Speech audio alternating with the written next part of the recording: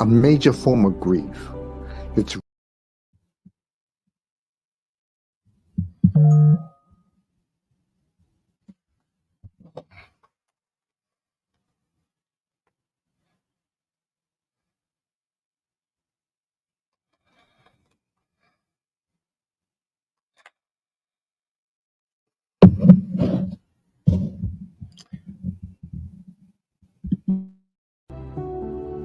a major form of grief.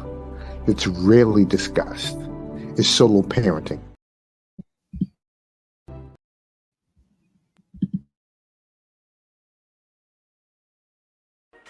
It's the things that cause us the most grief that actually elevate us to places that we never imagined we'd be. We don't want to go through any grief-related event that we've dealt with.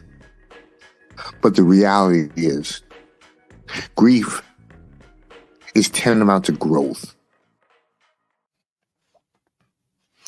Hey, ladies and gentlemen, welcome back to another episode of the Grief Empowerment Theory.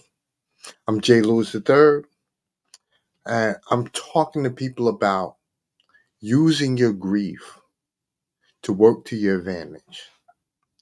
I was scheduled to have an incredible guest on today. Her name was Miss Wendy King. She was a grief specialist that focused on NLP and on emotional intimacy. But she lives in New Zealand. So we scheduled where for me it's 10 a.m. For her, it's 3 o'clock in the morning. Show was supposed to be on Wednesday. It was Wednesday. Yesterday for her. So needless to say, she's not here right now due to those time issues. But you know what? This gives me a great opportunity to be able to talk to the crowd today about understanding that things are going to happen. You are going to go through some incredible situations. But each situation can be used to work to your advantage. You see, you can't do anything about the actual situation when it occurs. That's frustrating. It's difficult. Personally, I was upset at the fact that I made the mistake of not reaching out the way I needed to Miss King to be able to address that matter. But you can't beat yourself up over any error or mistakes that you make. Because when you do that, it's going to keep you from creating solution, from finding a way to utilize the challenges you've been through and turn them into fuel. For me, for instance, right now, this conversation I'm having with you is based off the fact that I was not able to have the conversation I needed to have. My choice could have simply been to be upset about it, to be frustrated. But if I did that, you guys would not get the opportunity to listen to this conversation today. And this conversation is important because there are so many people that have allowed the emotions of grief, the anger, the difficulty to create effects like anxiety, stress, even depression. But we can't do anything about the circumstance that occurs. So worrying about it, being anxious about it, the only thing that's going to do is that is going to make you sick. Mentally, emotionally, and even physically. It will allow you to justify those negative feelings. And in the justification of those negative feelings, what will end up happening is that you won't find a way to move forward. Because in your mind, you have already committed to defeat. You cannot do that because when you do, you're allowing the grief to win. I tell my clients, and I'm telling you, you have a perfect opportunity to flip the grief around. I call it mental judo because if you've ever seen a judo match, you know that judo doesn't rely on strength. It relies on skill. It relies on utilizing angles and leverage. That's why you can see little old ladies or really little men flipping these massive gentlemen, these heavy gentlemen, muscular, because judo uses that. Mentally, you can do the same thing with your grief. You can fight it by using its power against it. When you do that, let me explain something to you. You literally piss your grief off. And the reason why is simple. Grief is so used to dominating you. So when you take advantage of it, it becomes highly upset. And as you dominate it, the power, the grief gets smaller. See, it's not going to go away. But the one thing that you now understand is that you can take control and you can start to use it every time you start to have that feeling of anxiety. Every time you start to want to beat yourself up, you can look back at the times you were able to control the grief that you were dealing with. You can't deal with the grief related situation. That has happened. And you can't go back into the past and you can't fix it. But what you can do is focus on your right now. Use that to your advantage because the right now is truly the only thing that you can control. And that right now is you being able to manipulate the grief you've been going through. You see, you can't focus on the future because that's going to create anxiety and worry. You can't focus on the past because the past has already happened and you cannot go back. The only moment you can control is the right now. And when you choose, oh, hey, when Wendy just came, ladies and gentlemen. Hold on, I'll bring her right in the studio. Hey, hey, Wendy, let me explain something. I've been freestyling for the last few minutes, I know. I've been sitting here listening.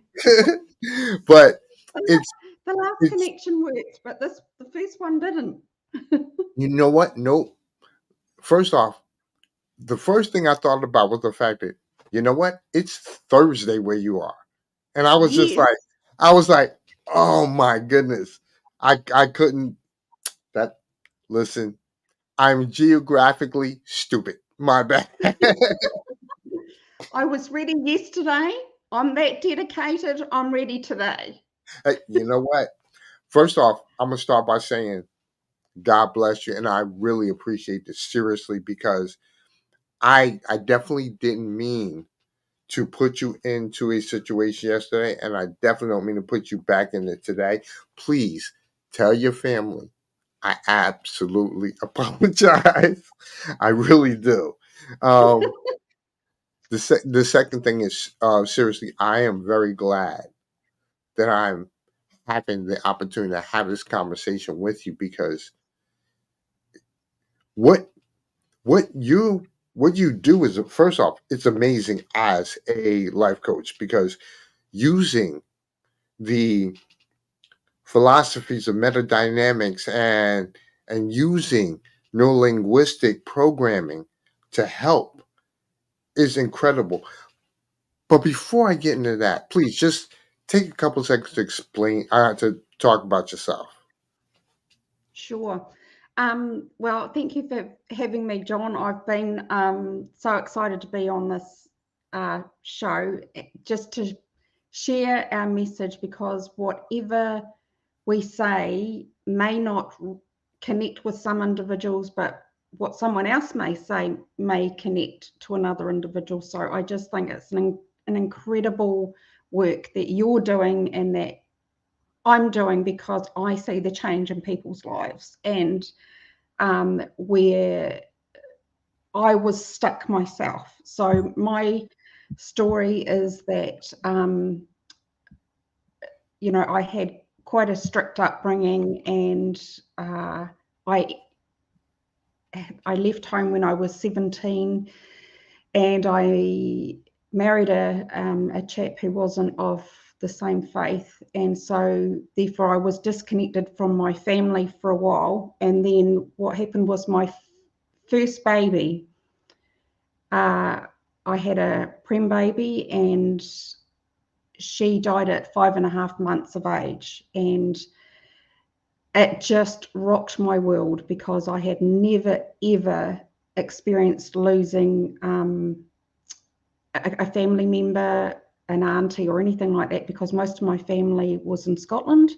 And so I only had one auntie here, and I knew a few people, but I had never experienced a loss. So when I experienced this, my loss, it was I literally thought I was destined to live in pain and in darkness for the rest of my days, because even though I went to the doctor, they said, they wanted to give me medication to help with depression and to be able to sleep. But nobody said to me, explained to me what was happening to my body. That they said grief is a process. Well, what does that mean? I was given a sheet of paper that said you might get angry, you might feel tired, you might feel in a state of hopelessness, but you'll get over it. And it's like, get over it? It's like, come on. And so what I discovered is that I actually started to think that there was something wrong with me because I could not shake myself out of this grief. And if the way that it affected me and affected my husband, again, this is really unique, is that everybody deals with their grief in such a unique way. And I might add that when you lose a child, and I'll get there in a wee minute, when I've done the research and the study in the last 4 years, because I was sick and tired of being sick and tired and feeling like I was not living. I couldn't feel. I was so numbed out that I thought, I've got less summers in front of me than behind me, and is this my life? And I wish I knew what I know now, because life is painful, and living can be quite dangerous, but you do not have to suffer. And I will explain that in a minute, because some of you may be thinking, I don't know what you mean by that, Wendy. When you lose a child or a spouse, it's not grief, it's a trauma. The explanation of trauma is by Dr. Bezel van der Kolk, who you may be very aware of, or your listeners may be very aware of, who is a well-known psychiatrist, researcher, and he wrote the book, The Body Keeps the Score. Now, he has spent the last 30 years with many patients who have suffered or returned from the Vietnam War, people who have suffered sexual abuse, people that have survived horrific crashes, people that survived 9/11, people that have had some sort of really significant event in their life where it has affected their well-being. And when you have a trauma, as he says, trauma is the ultimate experience of that this will last forever, because your brain changes. And this is so important to know, that when your brain changes, everything changes. You cannot. We have a mind-body connection. What the body feels affects the mind. What the mind thinks and carries on affects our body. When you start thinking about a terrible thought, what happens? You start to feel hot, cold, shaky, anxious. Your heart starts beating fast, all because of a thought or a feeling. So because I went on to have 4 beautiful children who are adult children now, but even with having the 4 children, I felt that there was this impending doom that I was going to lose another child, or that when they did something that I wanted to celebrate, I couldn't feel it. Like I couldn't feel this happiness or this joy inside of me. And it was because I had suppressed all my emotions, because every time I went to somebody close to me and was wanting to express how I was feeling, it was like, come on, Wendy, it's time heals, you need to move on, or pray harder, God hears your prayers, and I've got a strong faith. But I was thinking, this is not working. And again, when I talk about the research I've done, you have to imagine that what you have gone through, and I'll read a little bit from my book, that gives you so many lessons about what you need to know, the missing pieces of the puzzle that you need to know about what happens to your mind, your brain, your nervous system, your relationships, your friendships, how you were raised as a child. Because if you were not allowed to express your emotions as a child, such as, come on, you've got nothing to cry about, come on, harden up. When you have a significant event in your life and you're trying to be or show your emotions, you can't, because you've never been allowed to express them, or they've never been allowed to be validated. And when you start to suppress your emotions, you can't just suppress some emotions, you actually suppress all your emotions. So you cannot feel joy in a joy. You cannot feel in a peace at all. You're literally just a little robot going through. And I was so numbed out that all I could feel was sensations. So I couldn't even get to a point of crying. I was literally numb. I was literally frozen inside my body. And when I understood that there was a brain change, what the effect is when you numb out, and how to start feeling, the biggest thing that people are so afraid of is feeling their emotions.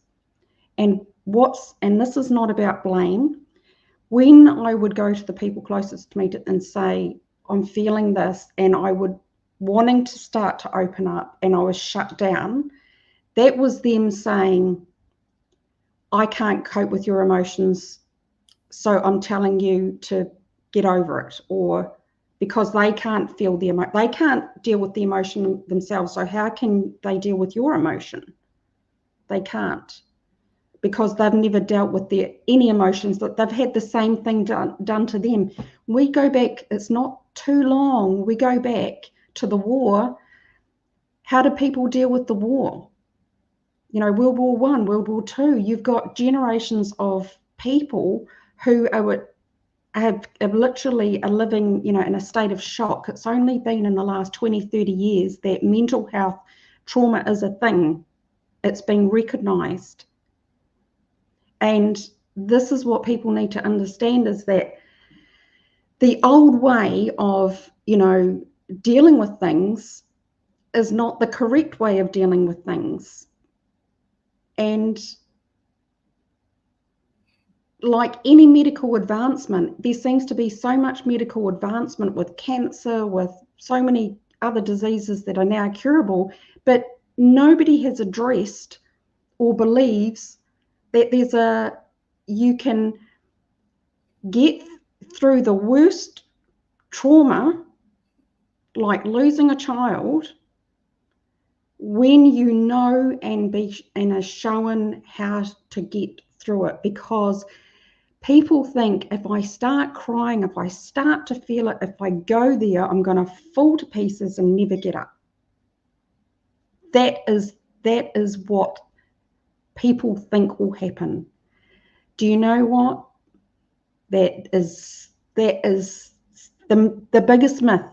The biggest myth, because we are biologically wired to feel and act before we think. We are created, we are made to feel everything. So when we allow our bodies to feel, I explain it like a washing machine cycle. When you start to feel the emotion, it's like the rinse cycle. You can feel it sort of getting a little bit, and then you allow yourself into it, and it's starting to get a little bit more, oh no, I can really feel it coming on. And then you get to the spin cycle, and if you really let yourself go, you feel like you're going to be, on the knees, bawling, snot coming out, shaking. And it can last all day. But guess what? You've released it. And that is the body's way of healing, moving. So you don't have this energy stuffed inside your body that is causing you turmoil and pain. But people think that if they go there, they let themselves be that, they're never going to recover. It's the furthest from the truth. What you do need is you need at least one person to support you through it, that is there to validate your feelings, to not tell you you shouldn't be feeling like this, you shouldn't be getting over it. When you can allow yourself to process it, to feel it, and somebody to hold you, and you can be exhausted for 2 or 3 days afterwards, and then you may start to cry and a wee bit more. But when you it's literally like letting the cork out of the champagne bottle. You literally, your body is gone foof. Okay. Let me ask you this, Wendy. First off, amazing analogies to be able to kind of connect. I know I was kind of briefing your book, and what's interesting is you have actually broken it up into two parts.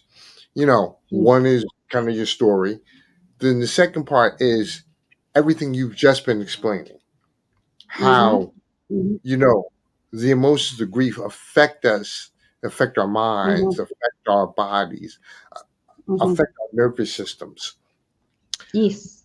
It's first off, I'm gonna take a second because I'm gonna literally flash a book because I love the teddy bear.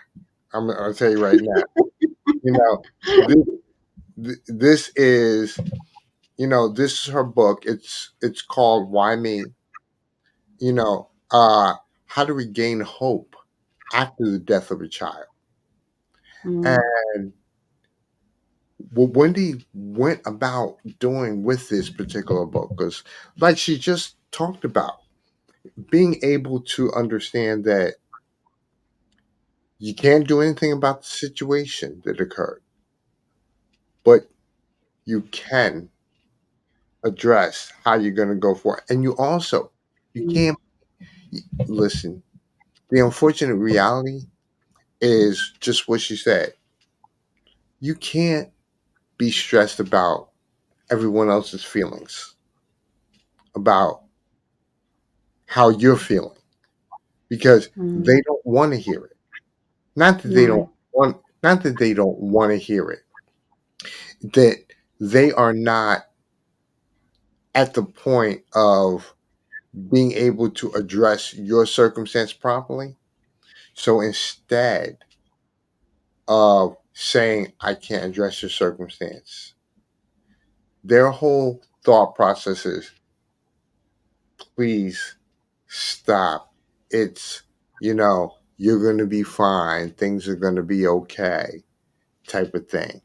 Um, Wendy, let me ask you, when you speak with your clients and they're in Mm-hmm. that stuck situation, Mm-hmm. when they go and say, well, I had this conversation with my mom and their friends and and and everybody's telling me to get over it. Mm-hmm. What do you say to them? They don't understand. They People can't give you what they don't have. It's like you going to um, your mother. Let's just simplify. It's like your mother saying, it's like going to your mother, teach me Chinese. And she's going, but I don't know Chinese. But I want you to teach me Chinese. But I don't know Chinese. But I need you to teach me Chinese. It's like, so you're going to the person saying, I need you to understand my grief. I need you to understand my trauma. I need you to help me through it. But they can't because they don't know. You can't give what you don't have, and you only know what you know. So you're asking for something that they don't have. So you have to go to somebody who can.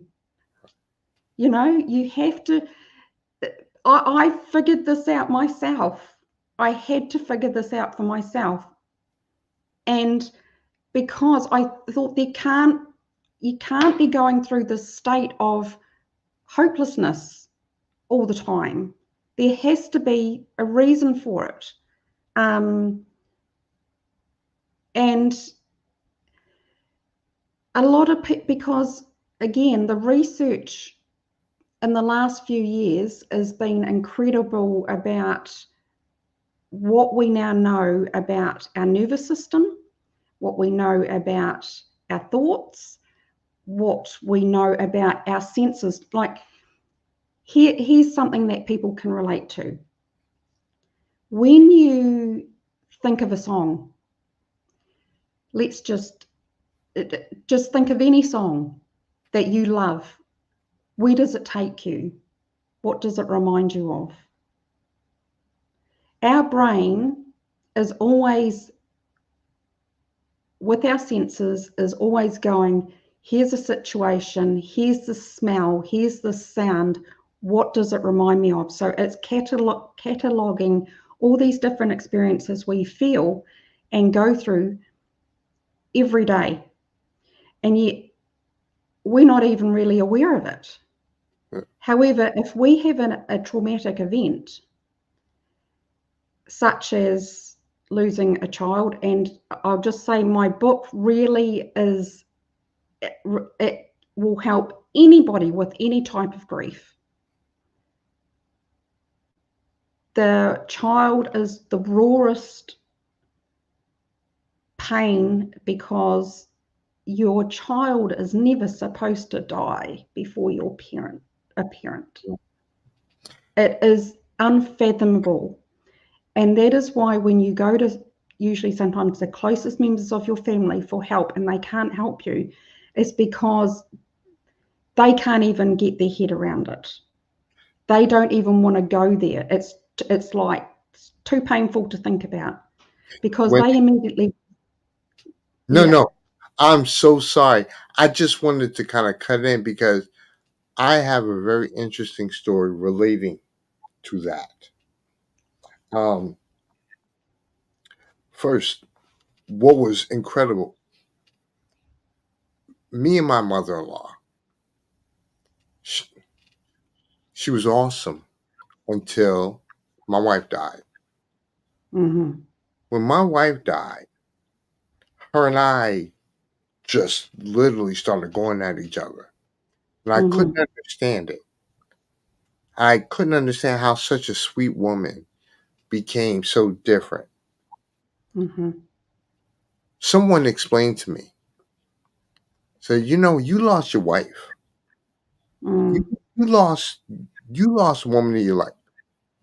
She lost her daughter. She lost someone that was a part of her. Yes. Her Yeah. pain is different. And she's going to take that pain out on everyone around her. You, my friend, Mm. every time she Mm-hmm. sees you, she thinks about her daughter. Mm-hmm. You have to understand it's not personal to you. No. The fact Yeah. that she is having a challenge processing the fact that her daughter is not here. Mm. I had to learn that. And I'm so sorry for cutting you off, but it was just No. it was No. That's so important. Mm. you know, Yeah. please finish what you were saying. I'm sorry, Yeah. Wendy. Go ahead. No. It's so. Here's the thing: is that so you've got your pain, and then there's your mother's. Like everybody is dealing with their own pain, and this is, when our daughter died. The way I was dealing with my grief and the way my husband was dealing with his grief is that we were in such a dark place that we couldn't help each other because we were barely functioning ourselves. And it was like, instead of us coming together because we'd lost our child, it was like we were literally falling apart or growing apart because it was like I couldn't be there for him, and he couldn't be there for me because we were just like still in shock. It was.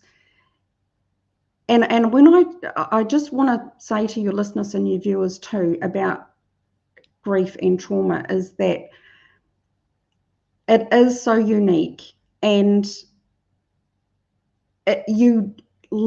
just like when you fall in love and there's this intense, passion, and you just can see stars, and sometimes you feel euphoric.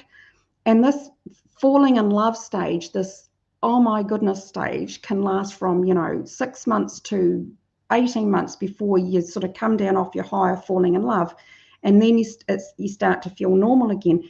That can be the intensity of that initial grief and trauma until your brain actually realizes, one, and until you accept, one, that person is, when you've let go and accepted, one, that person is not going to walk back in that door.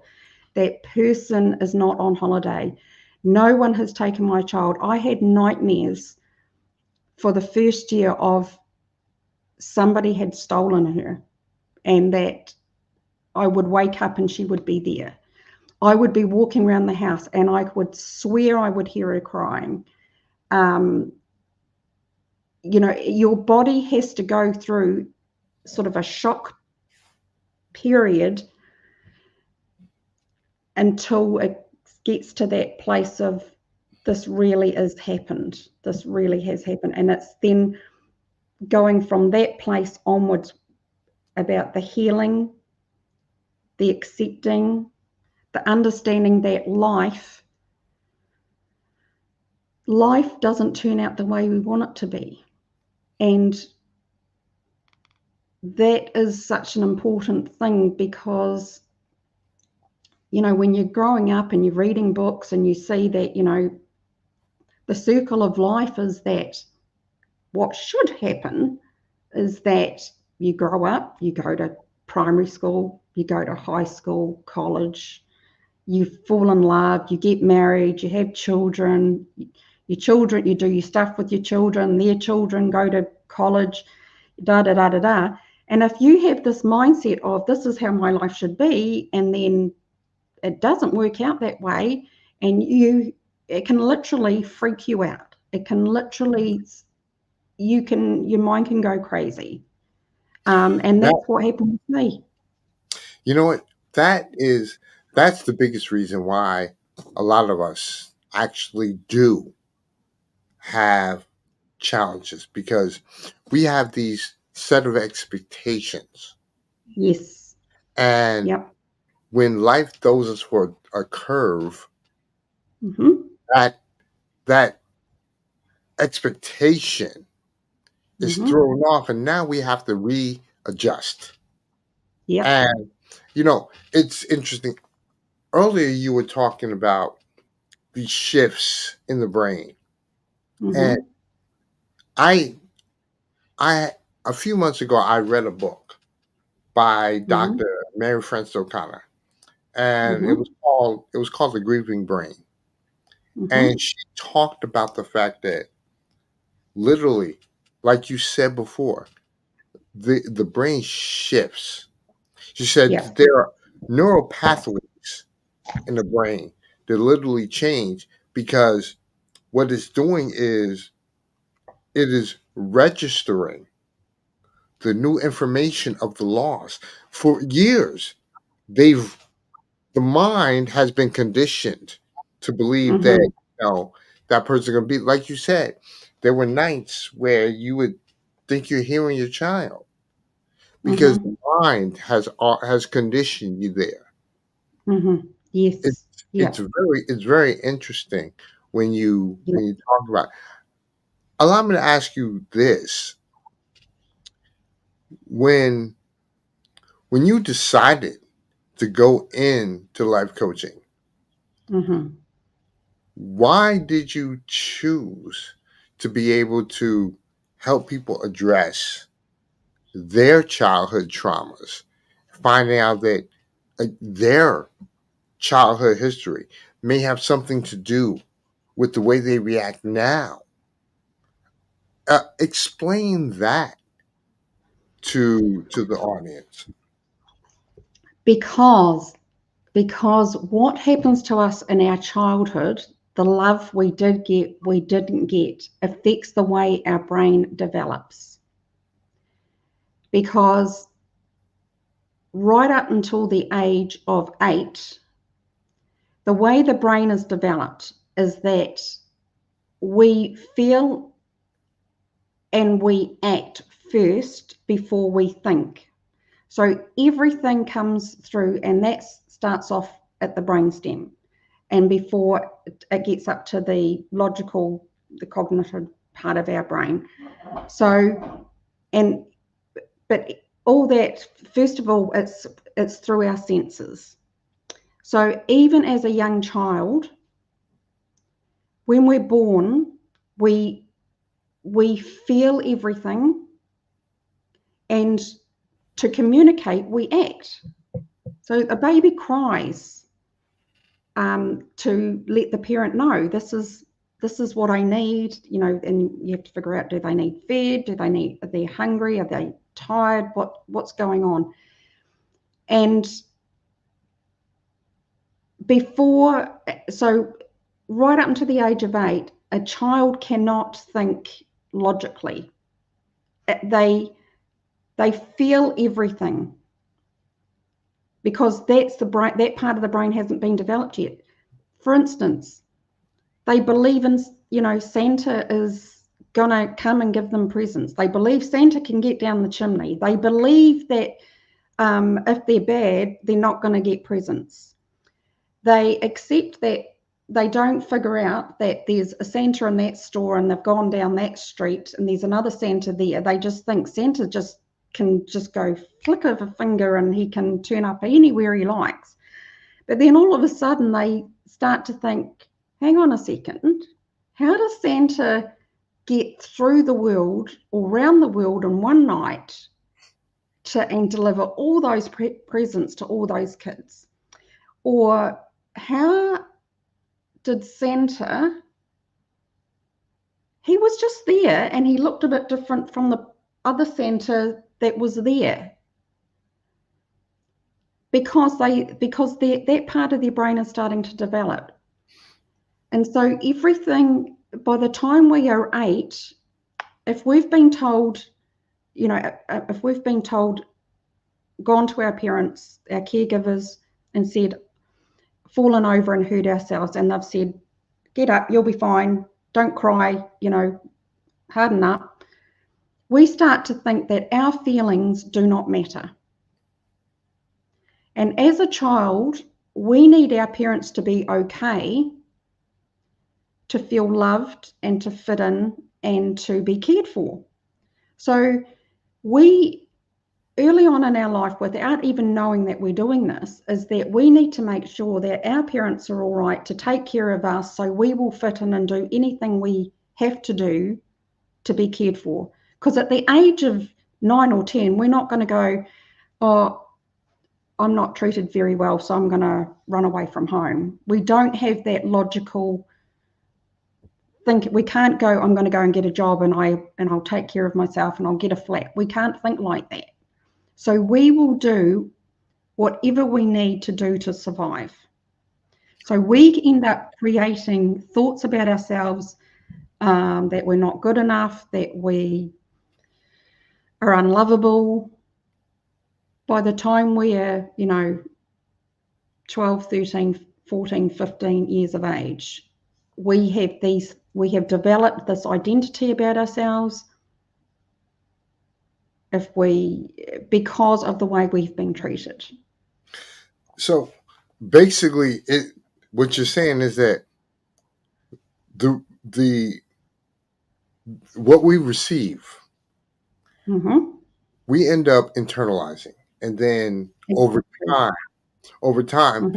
we take that as blame. It's our fault. It's interesting. I was just having this conversation that was circling around young men, and how young men are often told things like, don't cry. They're often told things like, suck it up. It's going to be okay. You're not supposed to act that way. And when they act this way, they feel like there's a problem with them.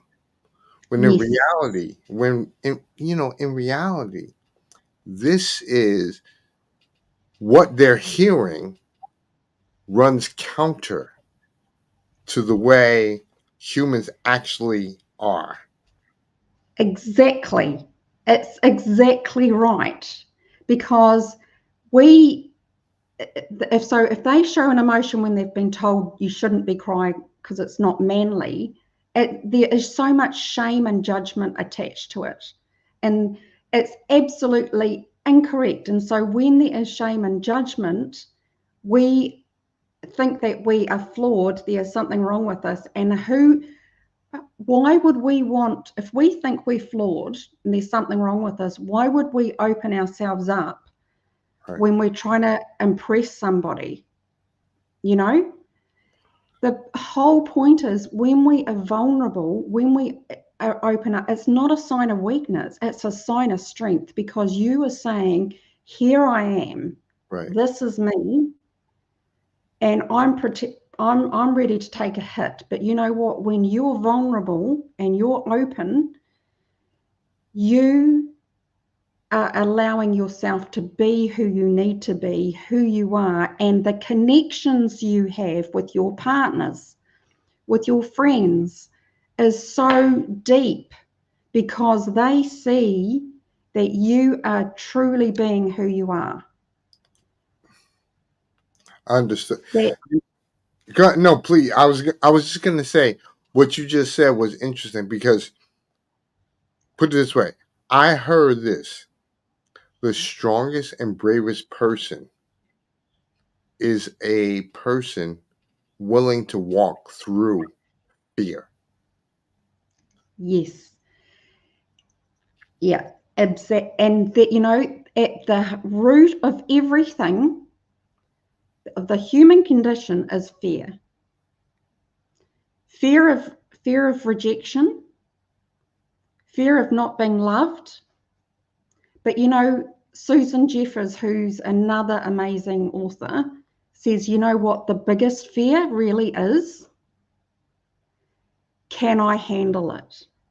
Yes. So if you were to show your true colors, your vulnerability, and you were rejected, especially by your family or the people that you believe should be accepting and loving you for who you are, and they rejected me for who I am, can I handle it? Right. It's interesting because we everybody wants to claim that they're an individual, but so many people want to make sure that everyone loves them. And Yeah.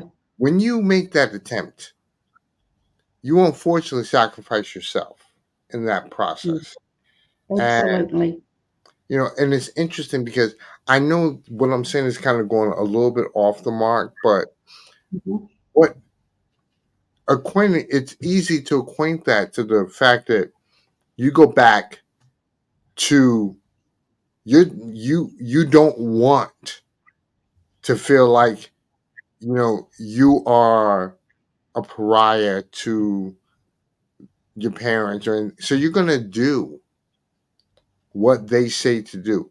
Like us back to the whole boys Mm-hmm. don't cry thing. Okay, Mm-hmm. you're not gonna cry, although Mm-hmm. inside you're ready to bawl.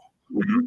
But Mm-hmm. you want to impress, not even impress. You want to make sure that you're doing the right thing in their eyes. So, Yeah. Yeah. it goes over and over again and it becomes a cycle. But the reality is you develop pain because Absolutely. you're so busy trying to impress everyone else. Mm-hmm. Mm-hmm. And in the attempt to impress everyone else, Mm-hmm. you deplete yourself of the necessary um, nutritional energy is what I'll call it. That Mm-hmm. energy that you should pour into yourself to make yourself better. You Mm-hmm. it's it's amazing because it you become even more affected when a grief-related situation occurs Mm-hmm. because the first thing you want to do is make sure everyone else is okay, Mm-hmm. and you do that at your own behest. I'll talk all day about this, so please ex- talk to me about how people dealing with some type of grief related situation can be there for others, but also make sure that they're there for themselves. Sure. So here's the thing, is that because as human beings, we do not like to see another human being in pain, we think we have to fix it, or we want it to go away. So that's why people go, it's all right, you'll be fine. It's just give it time. It'll be, and it's like you're thinking, no, it's not. That's not what I need. That's not what I want. You do not. If I had to give one piece of advice to anybody out there, is you do not have to fix it, and you do not even have to say anything. It is not your job to fix the person who is hurting. All they need is to be validated, to be seen, to be heard. Just feel them, hold them. One of the biggest things you can do is be a compassionate listener. And what I mean by that is that if they are brave enough to open up to you as a friend and say, I feel like I'm going crazy. I don't know how I'm gonna get through this, and pour their heart out to you. If they just hold their hand and just go, I can't imagine it. This must be so tough, and just listen. You don't have to speak. Just hold space for them, because as Thich Nhat Hanh said, 1 hour of compassionate listening can be so healing for somebody, because you have not made it about you. You have not made the situation about your uncomfortableness. You have made it about that person sitting in front of you. Understood. I mean, it's interesting. It's funny you brought up Thich Nhat Hanh. I literally just got finished reading No Mud, No Lotus, and Mm-hmm. it's amazing that from the mind of a Buddhist monk, Mm-hmm. there's such a worldview, and Mm-hmm. his worldview is, listen, you have to understand and accept these things are, but Mm-hmm. you can't spend your time focusing on what has happened because you can't address it. You Mm-hmm. can't do anything about it. I literally was just talking about it a few moments ago. And, Mm-hmm. you know, and to worry about the future or anything past what you can control will Mm-hmm. put you into a Mm-hmm. mode of anxiety and stress. And in grief, Mm-hmm. we're dealing with the grief related situations. It's very easy to go one way or the other. Mm-hmm. You don't you don't want to focus on the now. The now Mm-hmm. the now is painful, Mm-hmm. and we think that if we put our mind to the future, then we can we can perhaps alleviate ourselves of the pain. But in Mm-hmm. reality, we're making the attempt to escape the pain by jumping Mm-hmm. into a future that's unknown, which causes that Yeah. depression, stress, or anxiety. You Yeah. know, Yeah.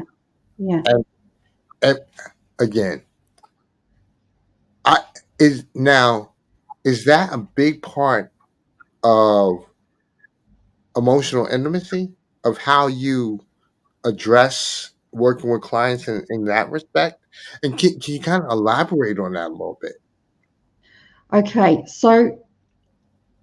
Here, to make it very concise, is that the good thing about the brain is that we can rewire it. Okay, just like you can read different information. So what I mean by that is you can read information, like, say for instance, you want to play the guitar. You can read about, where to hold your fingers and how to strum, but unless you pick up that guitar and do it and practice, you're not gonna learn how to play the guitar, and you're not gonna learn how to play the guitar well unless you keep doing it. You keep doing it. You keep doing it. The same as if you're learning to drive and you've got to indicate, put your seatbelt on, look in the rear vision mirror, and you think, how on earth am I going to learn all this? Because it's like so much is going on and you've got to think about everything.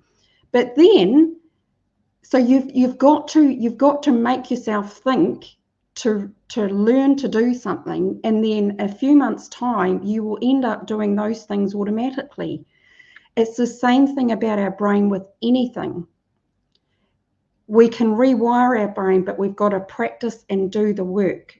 But you've got to know somebody that can help you do that. And I'm not saying, like, for anybody that has experienced grief right now or trauma, you are not going to feel fantastic you're not going to feel great for maybe even a year.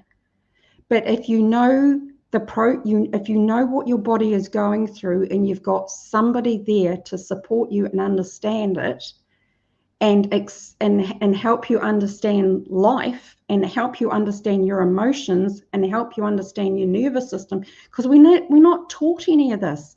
So at times you can literally feel like you're freaking out. When my daughter died, about a week after she died, I developed this pain in my heart. And when I just took a breath, I thought it felt like I was going to have a heart attack. And I'd never had a heart attack, but it was literally like someone had their hand inside my body and was squeezing my heart. Like, the pain was excruciating. I went to my doctor and I said to her, I don't know what's happened, but every time I take a breath, and it's with me all the time, when I go to sleep at night, when I wake up, I don't know what's happened.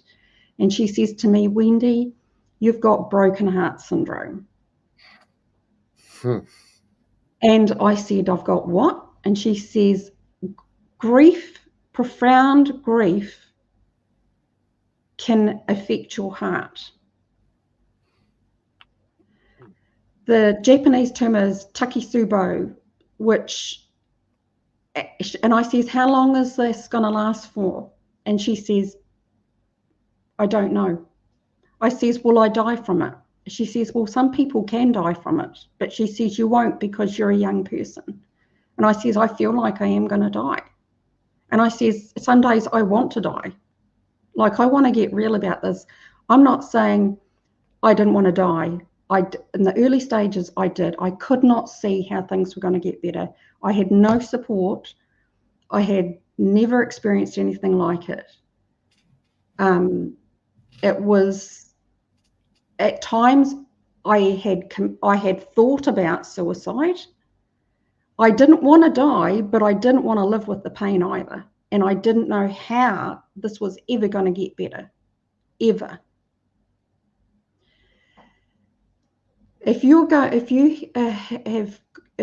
So I want to explain that nothing happens overnight. It's going to take time. And it's just like if you were having any sort of large surgery, think about this. What happens beforehand? You're prepared. You're already in pain with whatever it is ailment you have. Say you need a knee replacement. You're in pain. You meet with your doctor. They say, this is what we're going to do. And this is going to take this is how long it's going to take to recover. And this is the exercises you need to do, rah. So it could take months for you to actually feeling fabulous again. But you know what the process is.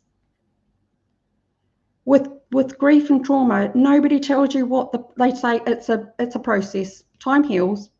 Nobody tells you what is actually happening with your mind and your body. That's the problem. Right. You need somebody to help you through it. Now, let me ask you. Somebody, yeah. I've heard you say enough times you need someone to help you through it. Now, Mm-hmm. is that more of a professional person or a friend, or you know what who is that type of person Okay. in your opinion? So that person, you need one person to to hear you and not judge you. Like I had times, what I mean by that is that I don't, the American term is cuss. The Kiwi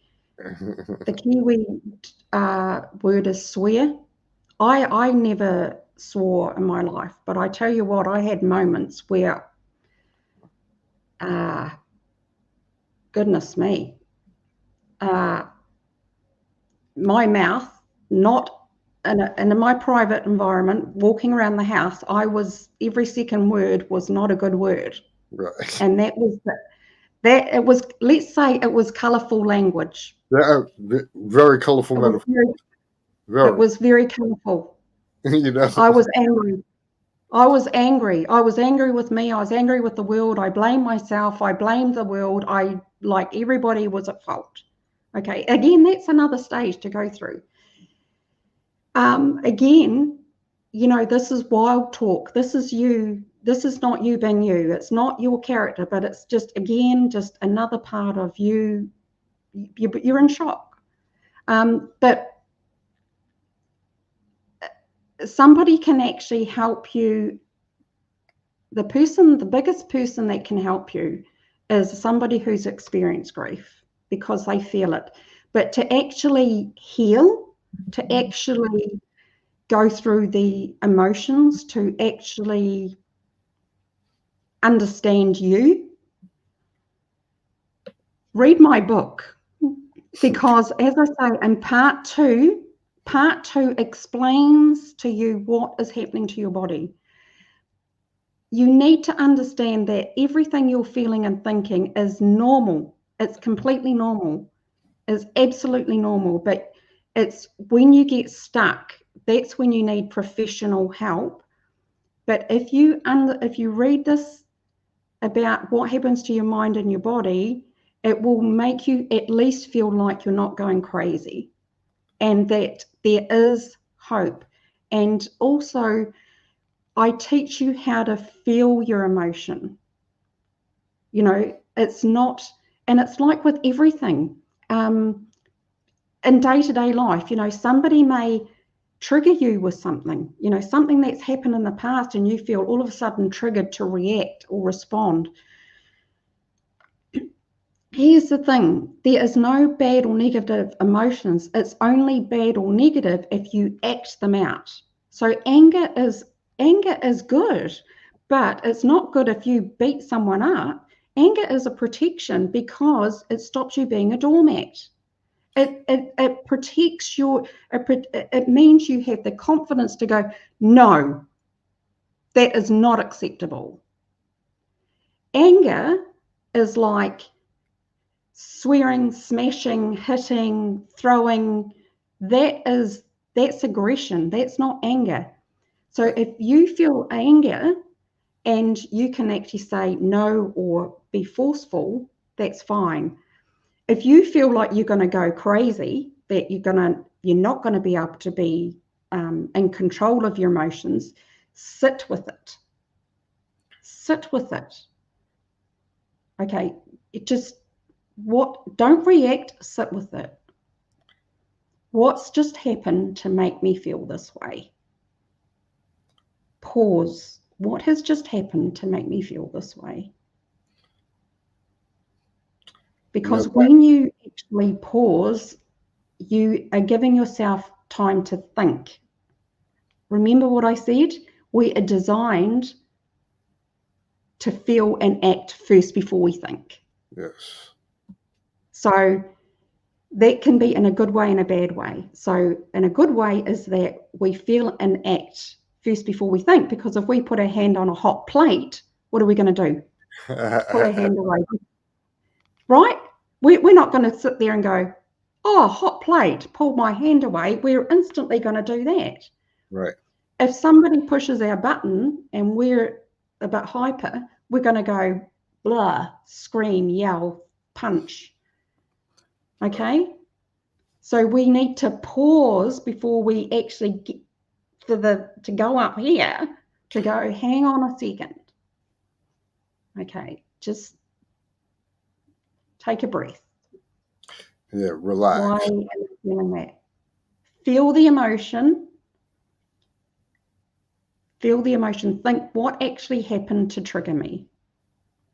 And sometimes we can't figure that out straight away, because here's the other thing, is something that happened in our childhood that our subconscious mind doesn't remember, has triggered something for us to respond. And that's another whole different story. But again, why it's so important to understand our emotions, because we are emotional beings and most of us don't even allow us to feel them, is that history shows, with the Romanian orphans, and even I read a magazine article about one of the orphanages in the 70s in New York, where they looked after children 7 years of age to 13 years of age. They had food, they had clothing, they had shelter, but they were dying. Do you know why they were dying? They weren't getting any emotional connections, huh? They were getting no emotional connection. We need love and emotional connection. There was even an article I read about 20 years ago of in one of the Romanian orphanages, where there was like two adults looking after 42 babies, and they had these babies all lined up in their cribs, and they couldn't understand. A lot of these babies died. Again, they had a blanket, they were fed, they were dying. They couldn't understand why this crib closest to the door never died.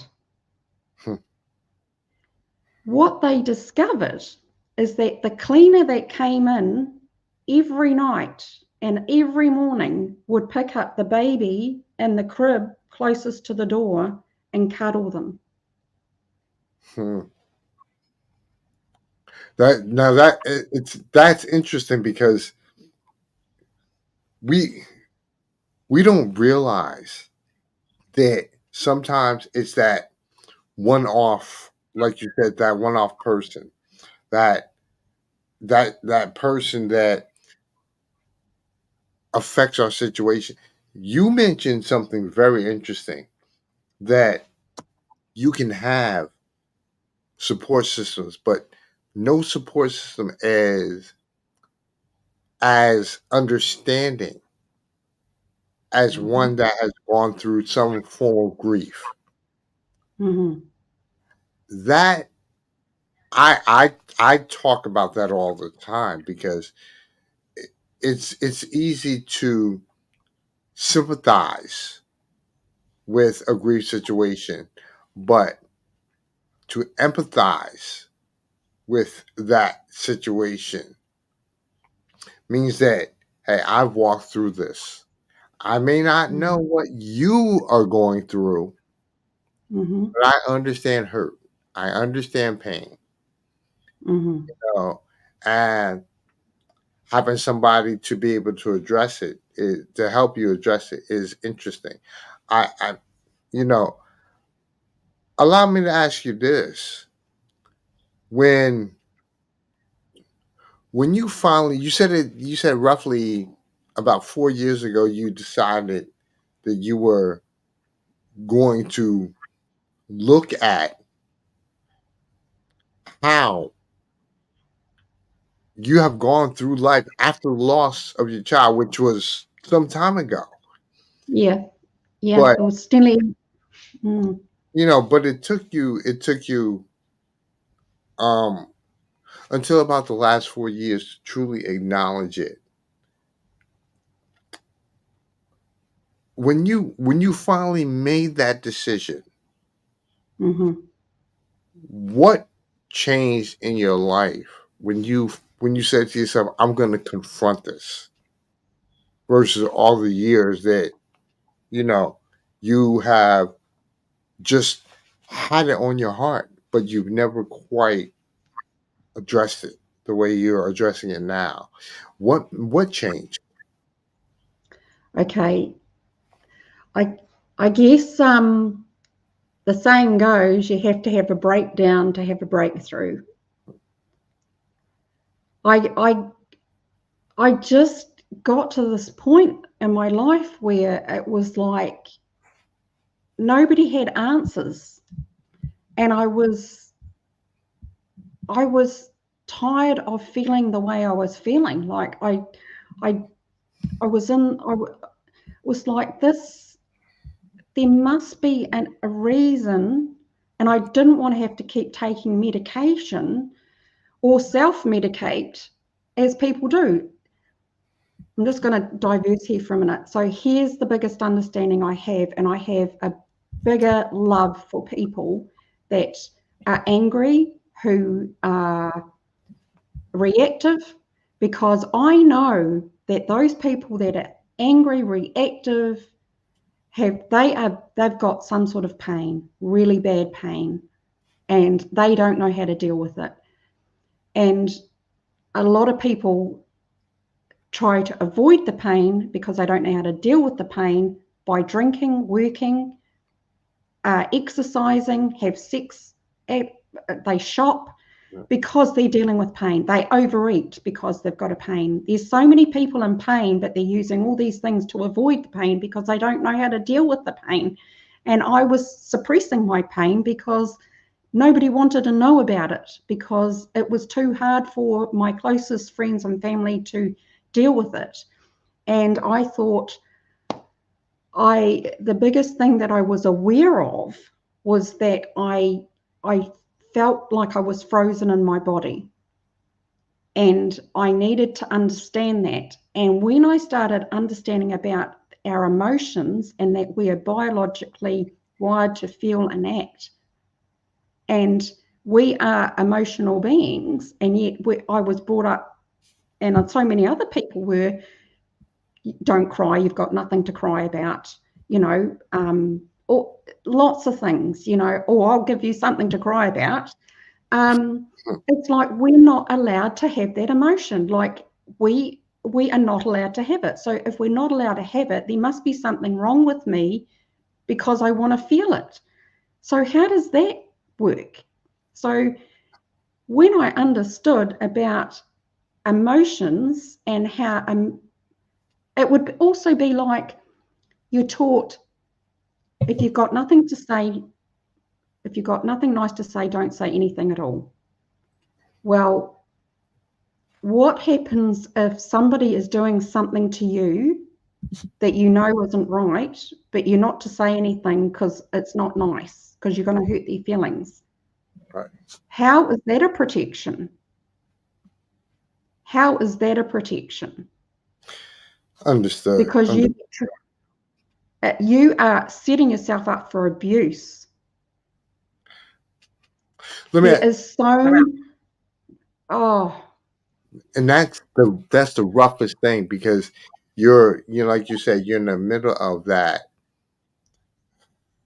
It's a fight, and because you don't want to be abused, but you realize that unfortunately you can put yourself into that type of situation.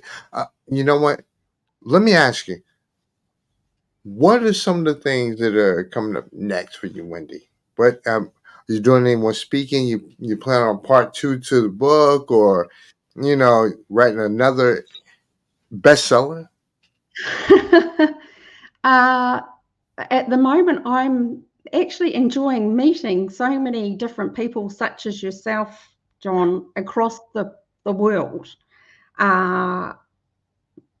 because this has sparked so much interest about what we are learning and understanding about grief and the process. I've had doctors, nurses, midwives who have read my book, funeral people, who are going, this is going to be such an amazing tool for me, for my patients, because even though I understand, medicine, and if you have not gone through it, you don't know how to help somebody. So it's True. that's what I'm loving to hear, and that is why I wrote it. I didn't think that it was going to serve any purpose. The whole point of me writing it was that I found the answer, but it wasn't one answer. I thought, I can't keep this information to myself. Because when I started learning about emotional intimacy and how we're wired and how our brain works, it just gave me a thirst, a passion to learn more and more and more about how we react, how we behave, that I thought other people need to know about this, because it's helped me be comfortable in my own skin. I understand that if people are embarrassed because I'm showing my emotion, that's not my problem, that's their problem. But I would like to help them be comfortable with their emotions. You know what? It's interesting because you understand that no matter what you're going through, you do have to take that time to be truly, truly okay with the emotions you're dealing with. First off, we got a young lady out of Italy. I mean, first off, Maddie, thank you. Man, we're reaching places like Italy, so Mm-hmm. that's a big thing, and being serious about that. It's just the Mm-hmm. fact that you know what it, the grief is so interesting because in one scenario you can Mm-hmm. easily how should I say it, you easily fall victim to Yes. circumstance, Yeah. you Yeah. know, without even realizing it. I mean, you think it's natural, it's just natural, part of the day type of thing, but the reality is it's attacking you on every different plane.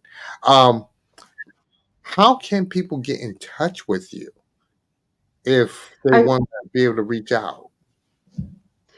awesome. So I have my own website, which is wendybkinglifecoaching.com. And on there, I have my different coaching services, or email is wendyking@extra.co.nz. If you Google me now, I come up on quite a few on LinkedIn, Facebook, now with my book, or with Wendy B. King.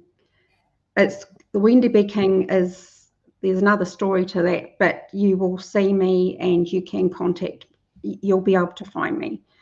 Okay. Or if you type in my book name, Why Me? How to Regain Hope After the Death of a Child, that will come up as well. So I also, in the process, I'm creating an online course to address a lot of people, that how to deal with life and how they've been conditioned to behave a certain way and not be your authentic self, and how to embrace who you are and be comfortable in your own skin. So it is because we change or morph into this person who we think we should be, that we don't actually realize who we are at sometimes when we find, have a crisis. And then think that the people that we expect to be there aren't should be there that aren't there, and it creates so many different issues. But when you understand how people can't give what they can't get or don't have or can't give, it's not about blame, it's about understanding, but it's also knowing where to go where you need help. Wendy, thank you so much. I really appreciate, you know, all your insights, all your information. It's important for people to understand that the situation related to the grief they're dealing with, it's a natural process. It And, is. you It's a know, horrible process, but it's part of life. unfortunately, yes, it's the other half of life. You know, it's you're gonna have to go through it. The how is always the key. And you know, you've been able to explain a variety of of processes, things that happen to the body and to the mind when when you're experiencing these type of things. So again, I wanted to say thank you so much because that that is vital. So many people have to understand that the body does change, the mind does change, Mhm. the way you Yeah. think about things absolutely change, and Hmm. you know, but also you're not you're not broken. No. You know, you're just you're experiencing something that is a challenge, but Yes. over time, you like you said, you know, it may take a year, it may take longer, whatever it is, but at some point you will learn to accept the circumstance. You'll never be rid of the feelings, but you'll be able to place the feelings in a more mentally controlling environment. We'll say it like that. Yeah. But It's okay. Yeah, I was just going to say, instead of having, so here's the difference, is instead of having this feeling like I am moving through life and I just can't, I feel in a state of hopelessness. And when I think about the person I've loved is not here anymore and I just want to cry and yeah, I just lost all enjoyment in life. Instead of feeling that, when you know and understand what's happening and you can know how to get through that, what happens is you take that weight. It's like you get the monkey off your back. It's like you take this heaviness off you and it's beside you. So instead of me talking about, now I say my daughter's name, Emma, I don't sit there and go, and then go, shouldn't be feeling like this. I say my daughter's name, Emma, and what did she teach me? And look what I'm doing, Right. because I had her, and what I've learnt from having her, um, I can say her name, I can listen to the songs I played at her funeral, and I just am so grateful I had her. And I have the opportunity to help so many others. So the heaviness, the black cloud, I have her beside me now in a light, not in darkness. And my mantra that I came across when I was writing my book and my third manuscript, I had this moment, and it's in my book, and it's called, because this is it in a nutshell. I am living for you, not dying because of you. I love it. I'm listen. First off, we ended up going 15 minutes beyond, but you know what? Because our philosophies are so similar. Like I said, I believe in. Look, I am a grief empowerment strategist, and what you just said is core. I let people know.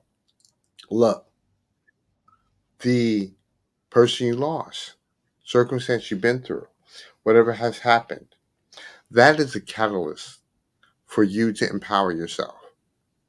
Mhm. I always say there is and it doesn't matter what religion you are. I just often say there's a blessing in the broken pieces. And you just have to find that lesson. And once you Yeah. find that lesson, like you said, you know, you are, your book said it best. I am not, dying because I didn't read that chapter. So explain. I'm sorry, but you know what I'm trying to say. The point that Yeah. I'm I am making, living for you. I am living for right, you, not dying not because of you. I am and that living for you. right, and that's it. Listen, Wendy King, thank you for your time. It was an absolute pleasure having you on. So, ladies and gentlemen, you can always see this particular recording. It's going to be on YouTube. It's going to be on LinkedIn. Uh, I'm just so happy to have had Miss King on because, again, like I said, we share very similar philosophies, and you know, I know she got to get some sleep because it's 3 o'clock in the morning where she is, or now it's probably about 5 o'clock in the morning where she is. But that's a whole different thing. Ladies and gentlemen, thank you again for seeing another episode of the Grief Empowerment Theory. I'll talk to you next week. Thank you. Bye.